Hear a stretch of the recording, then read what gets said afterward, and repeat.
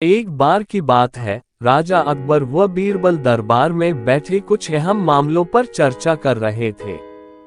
तभी बीरबल ने अकबर से कहा, मुझे लगता है कि ज्यादातर पुरुष जोरू के गुलाम होते हैं और अपनी पत्नियों से डर कर रहते हैं। बीरबल की यह बात राजा को बिल्कुल भी पसंद न आई।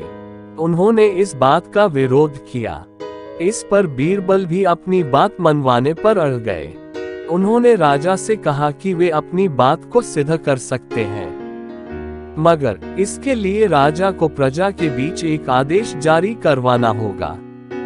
वह आदेश यह था कि जिस पुरुष के अपनी पत्नी से डरने की बात सामने आएगी, उसे दरबार में एक मुर्गी जमा करानी होगी। राजा बीरबल की इस बात पर तैयार हो गए।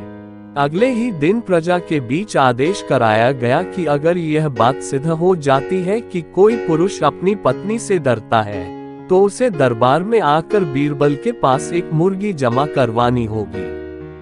फिर क्या था, देखते ही देखते बीरबल के पास ढेरों मुर्गियां इकट्ठा हो गईं और सैकड़ों मुर्गियां महल के बगीचे में घूमने लगी।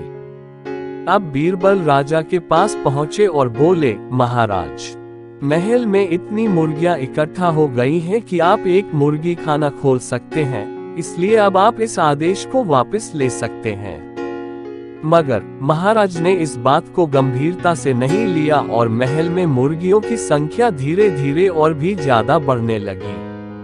इतनी अधिक मुर्गियां महल में जमा हो जाने के बाद भी जब राजा अकबर बीरबल की बात से सहमत नहीं हुए, तो बीरबल ने अपनी बात सिद्ध करने के लिए एक नया उपाय निकाला। एक दिन बीरबल राजा के पास गए और बोले, महाराज, मैंने सुना है कि पड़ोस के राज्य में एक बहुत ही खूबसूरत राजकुमारी रहती है। अगर आप चाहें तो क्या मैं आपका रिश्ता वहां पक्का कराऊं?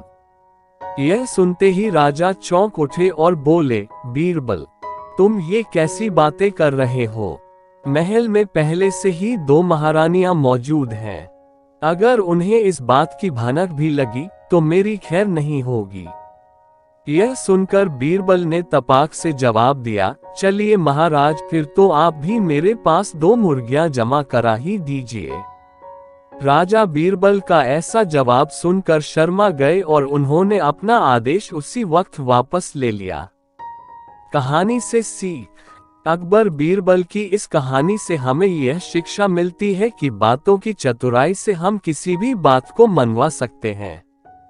जरूरत है तो बस बीरबल की तरह चतुराई से अपना पक्ष रखने की।